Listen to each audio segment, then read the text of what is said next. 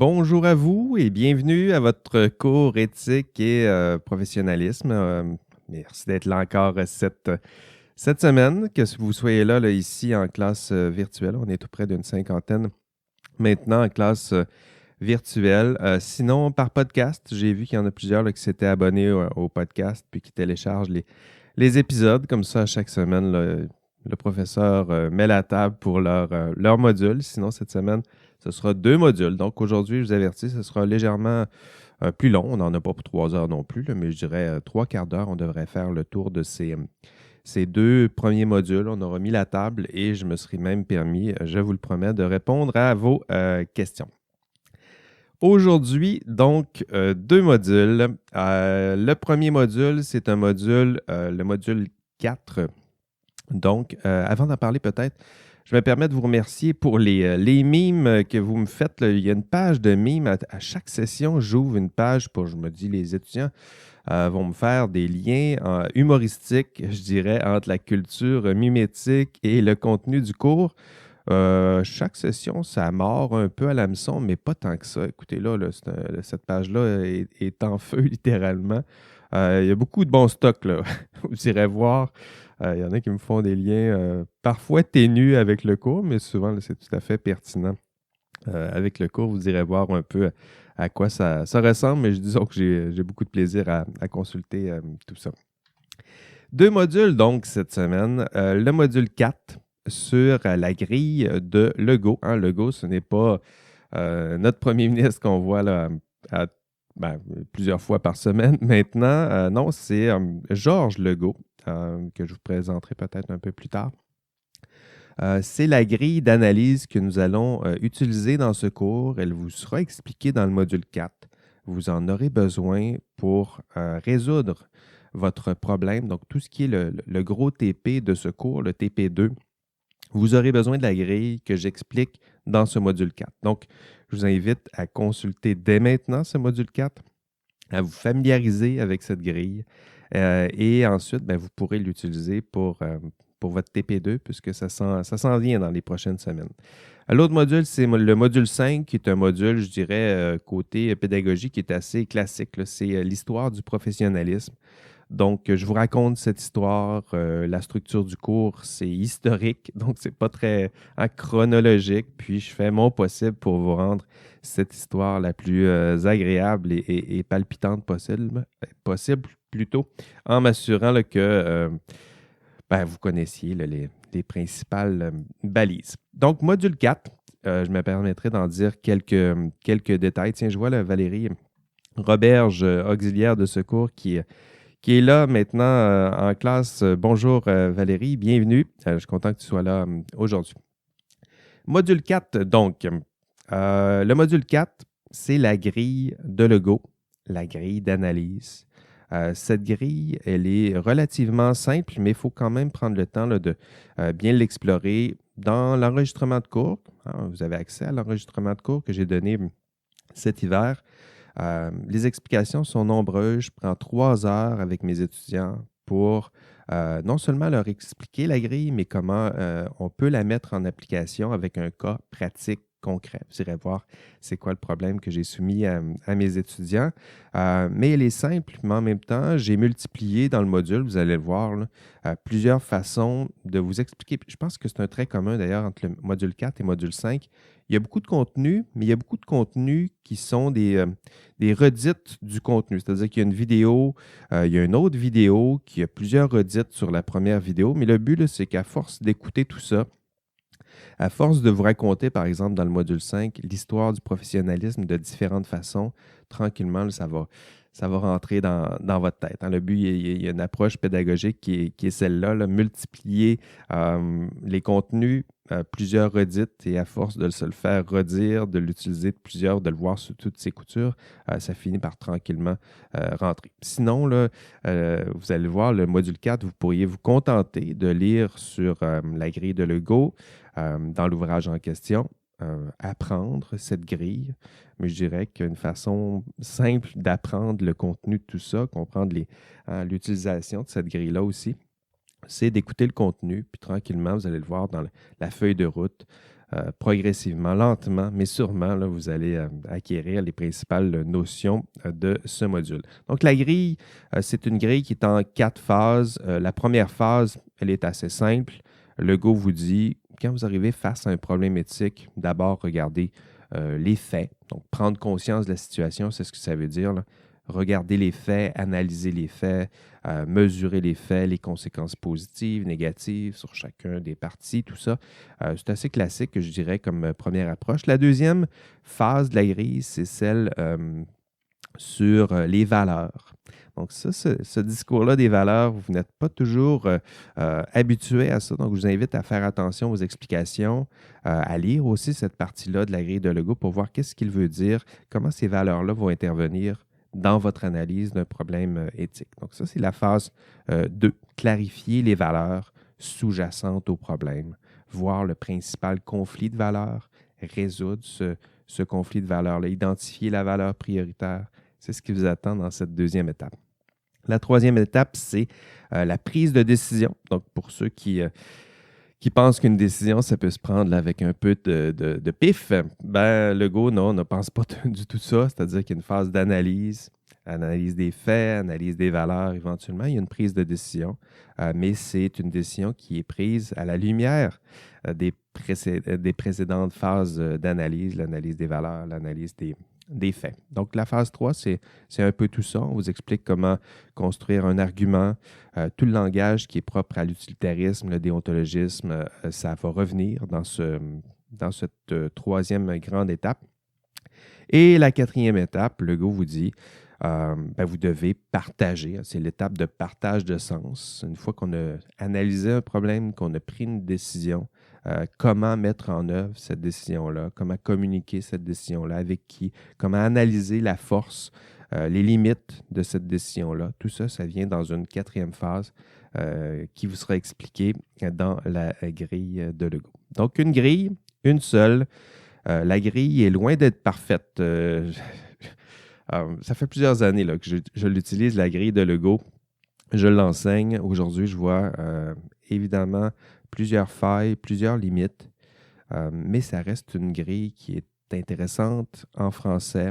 Ça vous donne la chance, l'opportunité, le luxe peut-être, une fois dans votre vie, de prendre un problème éthique et de voir si on prend le temps de bien analyser qu'est-ce qu'on peut, ce qui peut en ressortir d'un problème éthique, pas juste regarder un problème, prendre une décision puis souhaiter que ça soit la bonne décision. Non, si on prend le temps d'analyser soigneusement, décortiquer un problème dans toutes ses parties pour y voir plus clair, c'est un luxe qu'on peut s'offrir avec cette grille d'analyse. Donc, 4 phases. Le Go vous expliquera tout ça. Moi, je vous expliquerai tout ça. Il y a plusieurs contenus de cours qui vous permettent de l'entendre de plusieurs façons. Tout ça, c'est pour tranquillement acquérir les notions qui sont liées à cette grille. La grille, vous la trouverez dans l'ouvrage du cours, donc le principal ouvrage qui s'appelle Professionnalisme et délibération éthique. C'est un livre qui a été écrit justement par ce Georges Legault. Je vous rappelle que vous avez accès à cet ouvrage simplement, gratuitement, via la bibliothèque électronique de l'Université Laval.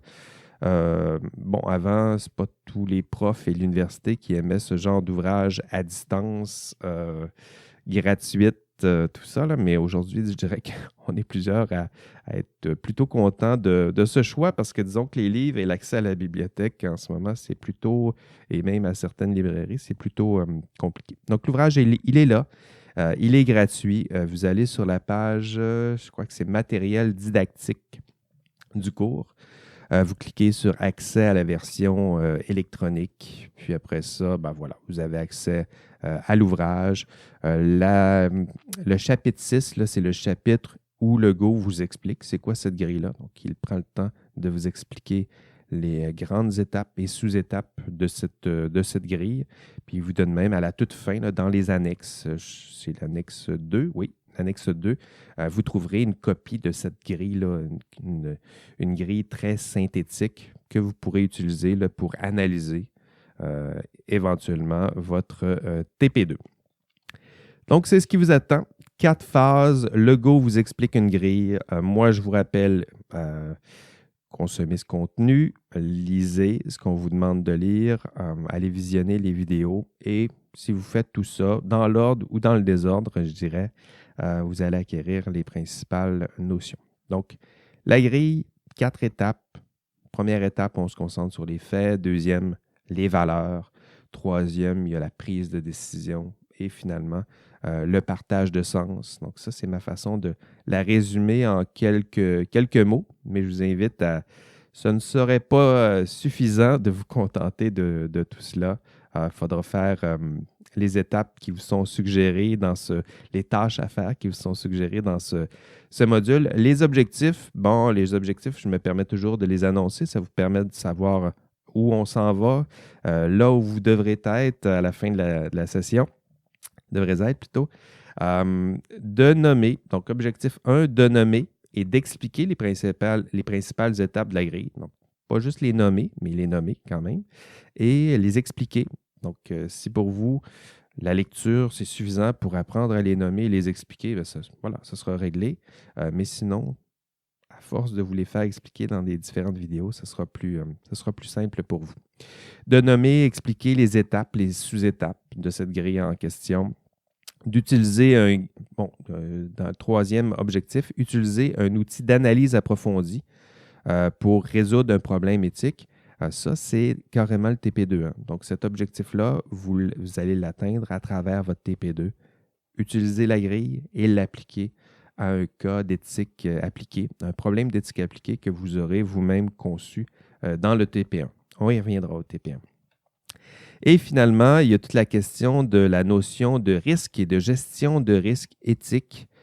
Expliquer les problèmes éthiques les plus communs associés à la notion de risque éthique. Donc ça, il y a un ouvrage, là, je l'ai mentionné dans la marche à suivre. L'ouvrage, c'est un texte de Helen Hermanson et Sven Ove Hansson. Ce sera mon accent ici. Vous irez lire ce texte. C'est un texte en anglais, mais en même temps, j'ai ouvert sur les forums, vous allez voir, là, un forum où je vous demande de traduire collectivement ce texte, d'identifier, d'essayer d'atteindre les objectifs annoncés à travers non seulement votre traduction du texte, mais votre analyse du texte. Et tranquillement, les étudiants vont identifier, du moins c'est comme ça que j'ai procédé lors des sessions précédentes, les étudiants identifient les éléments les plus importants de ce texte, puis tranquillement, vous allez constituer votre contenu qui est lié à cet objectif spécifique, du moins les deux derniers objectifs que j'ai annoncés dans ce module. Donc, la marche à suivre pour ce module 4, vous allez lire l'ouvrage de Legault, en fait, tout le chapitre 6. Vous pouvez regarder aussi la copie synthétique de la grille en annexe. Du moins, vous en aurez besoin pour vos TP. Donc, c'est déjà, là, essayez de retrouver ce texte, essayez de retrouver cette grille pour vous, ce sera déjà une étape. Vous allez visionner les vidéos que j'ai mises en ligne. Il y en a plusieurs. Il y a certaines vidéos qui vous expliquent spécifiquement la grille, d'autres une vidéo où là, vous allez voir l'enregistrement du cours, comment je l'explique en classe, comment je simplifie et vulgarise un peu tout ça, et à ma manière, avec quelques exercices là, tout particuliers. Je vous invite à aller voir le cours. J'ai même préparé pour vous un caout. Donc, si vous pensez que vous êtes bon en matière de grille de Legault, vous irez voir. Le caout est disponible sur le contenu de cours. Donc, vous pouvez l'utiliser avec vos amis à distance, vous pratiquer, puis entendre cette charmante toune qui est celle du caout. OK. Module 4, ce serait ça ma mise en place. Avant de passer au module 5, je vous rappelle qu'il y a une étude de cas pour vous qui est le TP1. C'est ce qui vous attend. Nous sommes le 18 mai et le TP1 est à remettre le 24 mai. Donc ça, là, c'est ce dimanche. Il y a plusieurs équipes qui ne se sont pas encore rencontrées. Je vous avais demandé de créer un Google Docs ou un document partageable, de me partager ce document-là, de le partager aussi avec Valérie Roberge. Tout ça, là, c'est pour nous assurer que dès le TP1, vos outils et vos équipes sont efficaces en fonction. Vous êtes là, tout le monde ensemble. Donc, le TP1, il ne vaut que 5 points, là, mais en même temps, ça nous permet ensemble de tester collectivement nos outils. C'est-à-dire, est-ce que vous êtes capable de vous rejoindre? C'est 5 à 6 personnes par équipe. Il y a des équipes de 4, ce n'est pas bien grave. Donc, de vous rejoindre. Est-ce que vous êtes capable de vous rejoindre? Donc, pour plusieurs, ce n'est pas encore fait. Est-ce que vous êtes capable de créer collectivement un Google Docs? Pour plusieurs, ce n'est pas encore fait. Est-ce que vous êtes capable de le partager avec le prof? Pour plusieurs, ce n'est pas encore fait. Et après ça, ce que vous devez faire, pour ceux qui sont déjà rendus là, ce que vous devez faire, c'est écrire un problème éthique. C'est simple, le TP1. OK? C'est simple, mais ce n'est pas compliqué. Collectivement, ça va vous prendre maximum 1 heure ensemble à créer ça. Mais c'est important que vous le fassiez sérieusement. Pourquoi je dis que c'est simple? C'est parce que vous devez, sur quelques paragraphes, m'inventer un problème éthique que vous risquez de rencontrer dans l'exercice de votre profession. Donc, il y a une étape de recherche aussi là, pour vous assurer de trouver un vrai problème éthique que vous allez rencontrer dans l'exercice de votre profession. Pas quelque chose d'abracadabrant, de trop rare ou de trop peu plausible, de peut-être intellectuellement stimulant, mais de trop rare ou impossible. Donc, vous voyez un peu où je m'en vais, là, ça me prend quelque chose de concret, de réaliste, d'appliqué. Pourquoi? Parce que je veux que ce problème-là soit utile pour vous, parce que le problème que vous allez me décrire là, et que vous allez me remettre dimanche, vous allez vivre avec jusqu'à, et là je dis vous allez vivre avec, parce que c'est vrai, jusqu'à la fin de la session. Parce qu'une fois que vous allez avoir créé ce TP1-là, vous devrez le résoudre, ce TP1-là, avec le TP2. Hein, le TP2, c'est quoi? C'est prendre la grille d'analyse que je viens de vous expliquer, que je vous ai expliqué très sommairement, mais que je vais vous expliquer dans le contenu de cours. Mais vous allez prendre votre problème, l'analyser avec cette grille et éventuellement, et ce n'est pas tout, là. Une fois que vous l'avez analysé, décortiqué, vous allez reconstruire un rapport décisionnel. Ce n'est pas la même chose, là. Analyser, on décortique en petits bouts, là. Puis, rapport décisionnel, on reconstruit. En plus, il y a une intention qui est de convaincre. Donc, à partir de votre analyse, vous allez prendre une décision. Maintenant, une fois que la décision est prise, vous allez l'expliquer, votre décision. Quelle est votre décision? Ça, c'est le TP2 qui s'en vient, là. Quelle est votre décision? Pourquoi c'est une bonne décision? C'est quoi vos principaux arguments? Comment allez-vous mettre en œuvre cette décision-là? Donc, tout ça, ça vous attend dans le TP2. Pour l'instant, vous allez faire le TP1 qui est de me créer ce problème-là. Donc, vous voyez ce qui s'en vient là? Si vous me créez un problème tout croche en quelques heures, dans les derniers jours, ben, vous allez vivre avec. Puis, non seulement vous ne serez pas pénalisé parce que je ne peux pas vous enlever des points parce que votre problème il est peu. Ben oui, je vais vous en enlever des points s'il est peu plausible. Justement pour ça, le but, c'est de vous trouver avec un problème concret, réaliste, parce qu'après, vous devez le résoudre dans le TP2. Donc, faites attention. Il y en a quelques équipes là, ça arrive au moins une fois par année, là, qui tout à coup, il y en a qui se disent ça vaut juste 5 points, je vais lui donner ça tout croche. Puis à la fin, ben, je vous soustrais les points que je dois vous soustraire pour le TP1, mais ce n'est pas ça le pire. Le pire, c'est vous vous retrouvez avec un problème qui vous intéresse peu, sinon pas, et que vous devez le résoudre pendant de nombreuses semaines après ça. Donc, je vous invite, soyez sérieux, rigoureux, faites vos recherches, créez-moi un vrai problème que vous devrez résoudre dans le TP2. Mais pour l'instant, TP1, d'ici dimanche, 23h59, vous m'écrivez collectivement, ensemble, un petit problème. Ça peut tenir sur quelques paragraphes, c'est tout, mais un problème réaliste, concret, appliqué. Voilà, c'est ce que je vous dirais sur le TP1. Module 5. Module 5 maintenant.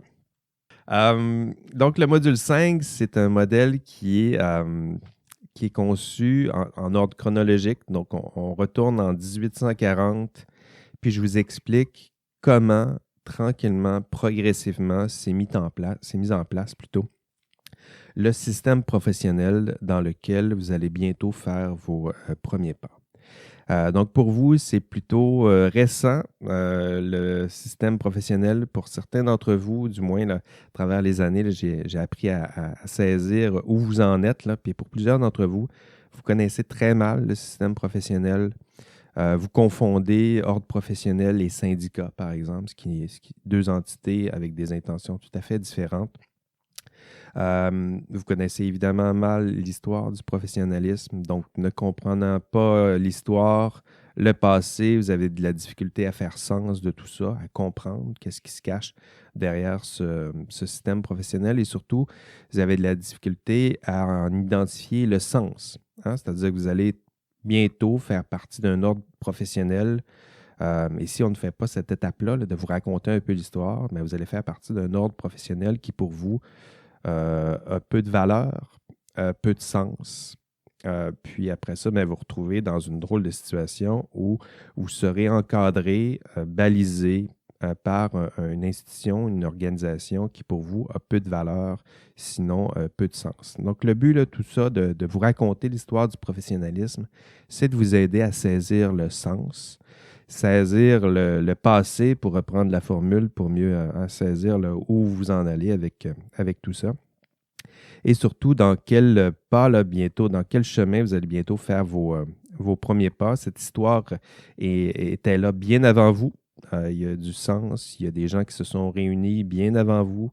Il y a plusieurs dizaines, sinon des centaines d'années, qui ont décidé de se réunir autour d'un projet commun qui est de mettre la science, science et génie au service du public, protéger le public. Il y a des enjeux qui étaient liés à ça à l'époque.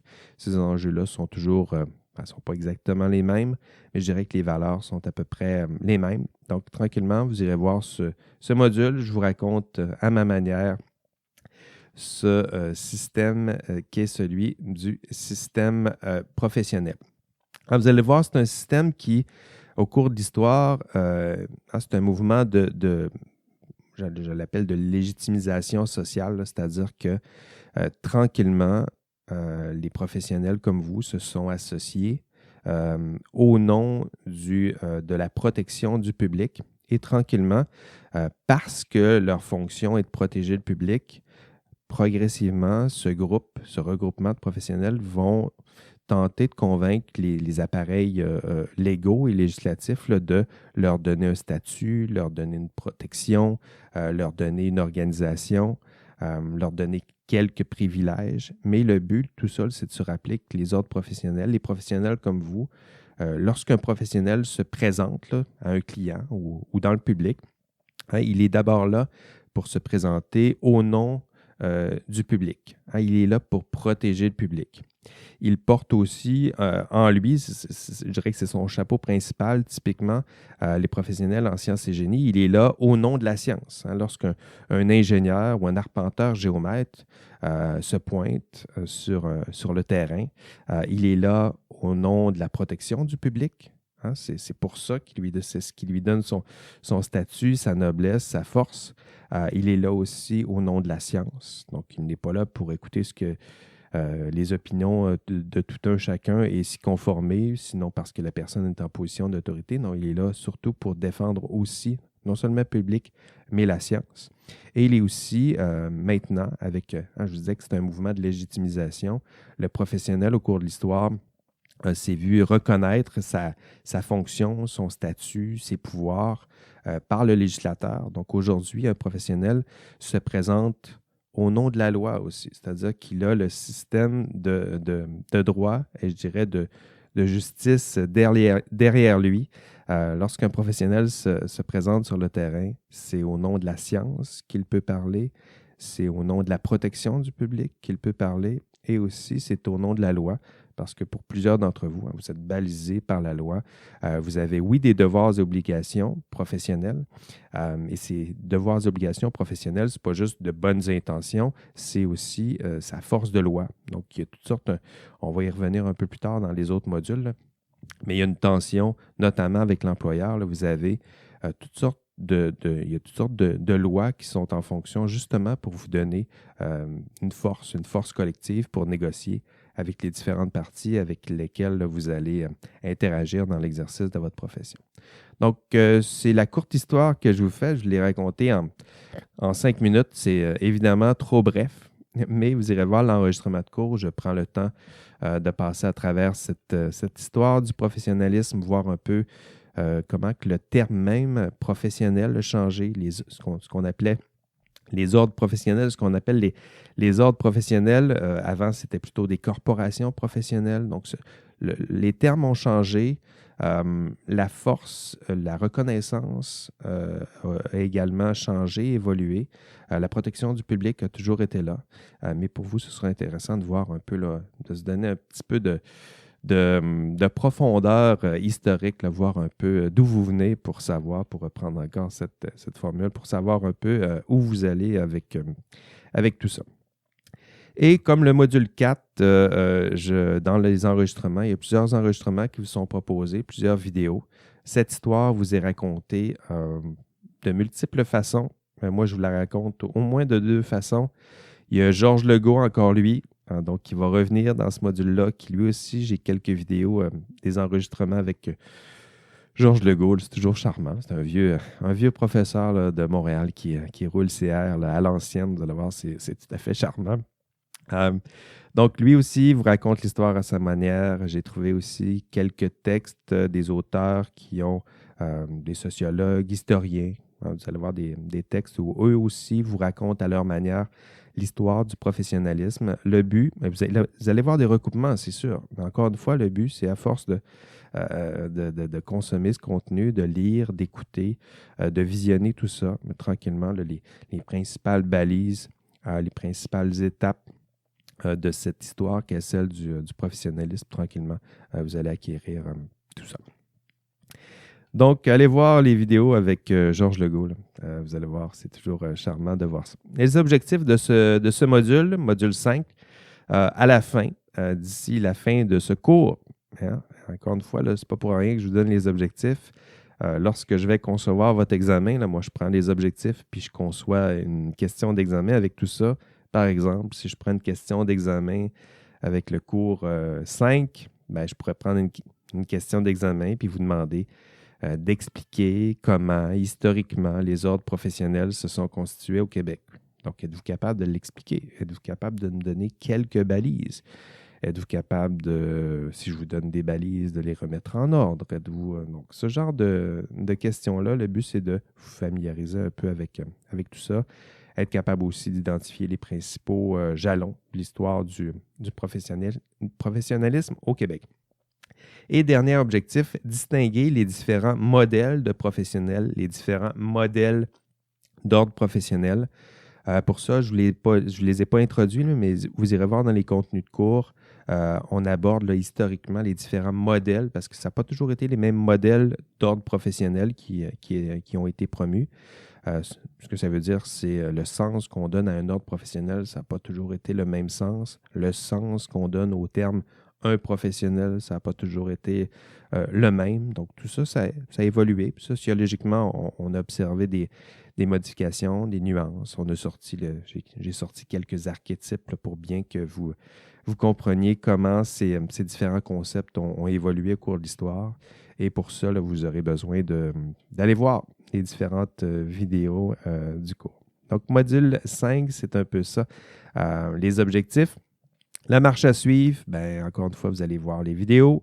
Vous allez lire les textes. Encore une fois, vous aurez besoin de l'ouvrage de Legault. Hein. Dans le module 4, c'était le chapitre 6. Ici, c'est les chapitres 1 et 2 que vous devez lire.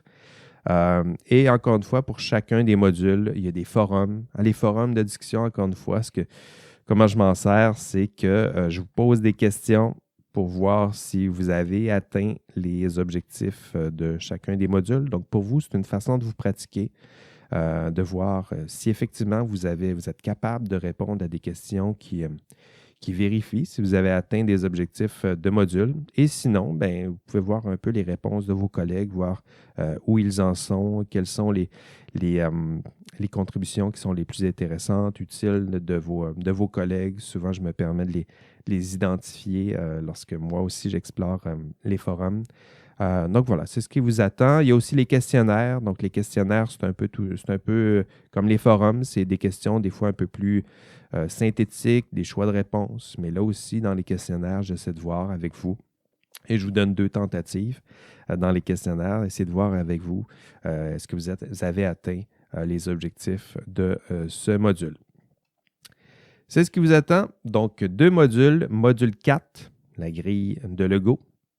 Ça fait déjà, je dirais, 10 fois que je dis grille de Lego, au moins dans ce cours. À la fin de ce cours, vous l'aurez entendu au moins 262 fois. Donc, en plus, des fois, vous allez dire la grille de Lego dans vos discussions sur Google Docs ou à travers les outils que vous allez utiliser. Là, mais c'est quelque chose qui, pour l'instant, vous n'êtes pas familier avec ça. Et à la fin du cours, vous devriez être très familier avec cette grille.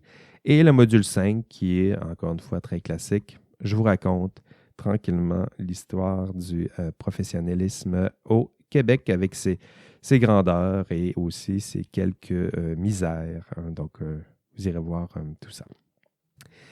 C'est tout. C'est la présentation que je voulais vous faire du module aujourd'hui, mais en même temps, c'est ces rencontres avec vous qui sont brèves et qui se veulent brèves.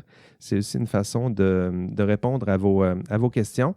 Avez-vous des questions sur le déroulement du cours, sur ce qui s'en vient, sur les évaluations? Ce serait le moment de poser vos questions.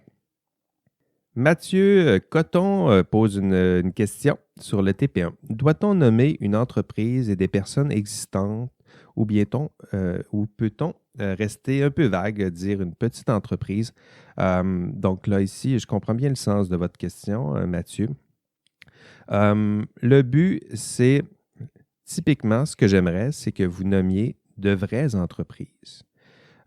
Pourquoi? De vraies personnes existantes, là, j'hésite un peu parce qu'en même temps, il ne faudrait pas que ça tombe dans la médisance ou que ça risque de compromettre des données confidentielles ou sinon de compromettre vos liens avec quelques personnes ou de salir un peu de nuire à leur réputation. Donc, le but de tout ça, c'est que ça soit le plus concret et réaliste possible. Si vous nommez de vraies compagnies, je le sais plus tard, là, dans le TP2, je le sais ce qui vous attend, puis vous avez besoin de noms de vraies compagnies parce qu'éventuellement, vous aurez besoin de noms, pas de noms, de vrais sites Internet de ces vraies compagnies, puisque sur ces sites Internet, il y a les vraies valeurs de la compagnie, du moins, c'est les valeurs qui sont promues.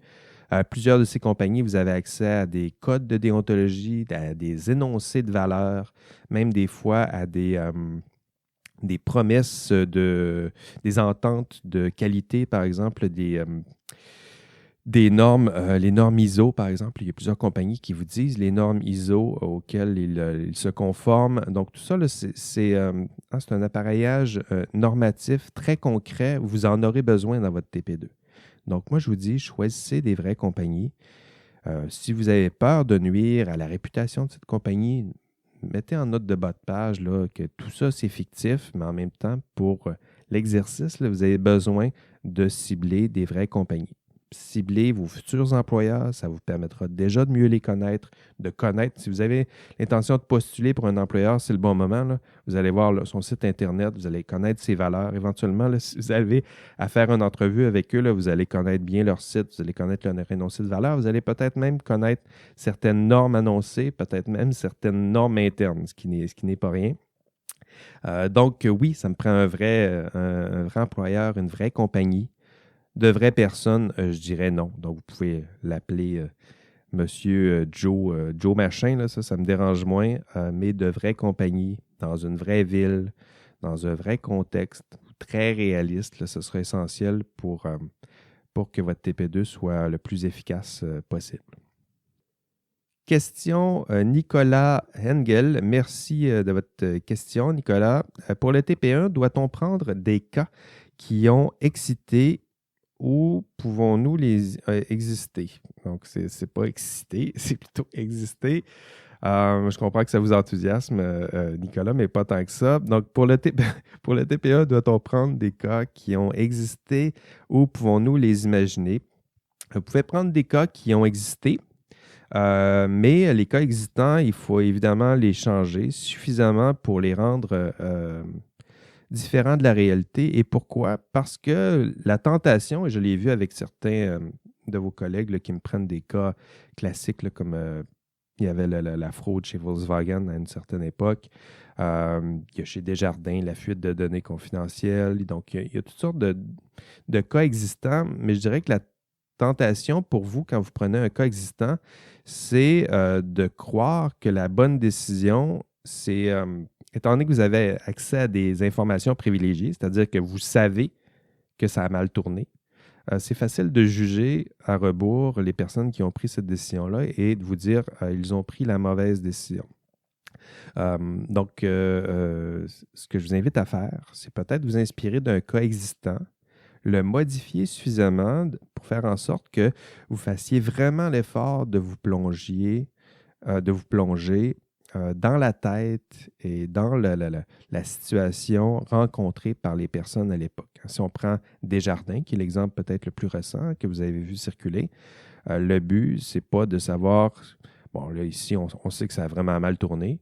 Le but, ce serait de changer plusieurs données, plusieurs informations pour que ça ressemble à Desjardins, que ça soit aussi concret que ça, et de vous demander d'expliquer le cas comme si c'était en train de se passer et analyser avec l'information dont vous disposez, pas le futur. L'information future, vous ne la connaissez pas.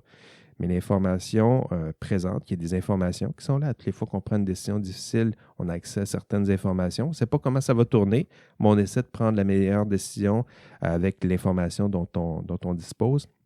Donc, c'est dans cet esprit-là là, que je veux que vous conceviez votre TPE. Si c'est un cas existant, on le modifie, ne serait-ce que pour vous donner un défi supplémentaire de ne pas résoudre un problème qui est déjà avéré, mais aussi là, pour vous aider à vous plonger dans la tête de ces personnes-là qui sont en train de prendre des décisions et non pas rester dans votre tête, c'est-à-dire une personne qui sait le résultat de la décision.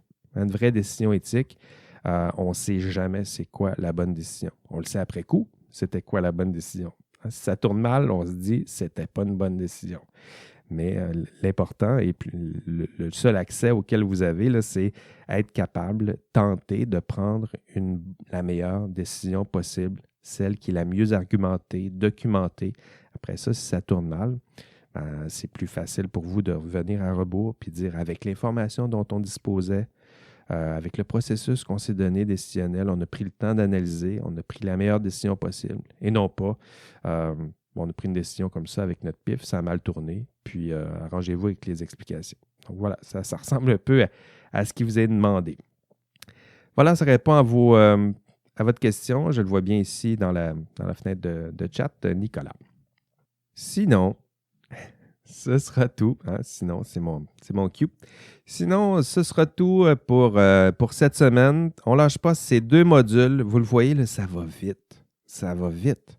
Ça fait déjà 3 semaines. Alors, on est déjà à 5 modules. Donc, si pour vous, là, pensez à ça. Je voyais statistiquement là, ce qui se passe sur le site. Il y en a qui n'ont rien fait encore. Là, donc, ça va vite. Déjà, 5 modules. L'été, là, c'est très condensé, très dense. Si vous prenez du retard, vous voyez que ça peut aller très mal. C'est la dernière fois là, que je vous fais le... Non, c'est pas vrai. C'est pas la dernière fois que je vous fais le coup de 2 modules. Là. Je pense que ça arrive un peu vers la fin. Il va y avoir 2 modules aussi, mais ce sera peut-être un peu moins de contenu dans ces 2 modules-là. Là. Mais pour vous, cette semaine, c'est 2 modules, donc 2 fois plus de travail, j'en conviens, mais en même temps, c'est le rythme exigé pendant une session d'été universitaire. Voilà, c'est tout pour moi, c'est tout. Excellente semaine. Lavez-vous les mains, restez à 2 mètres et prenez soin de vous et de vos proches. Bye bye.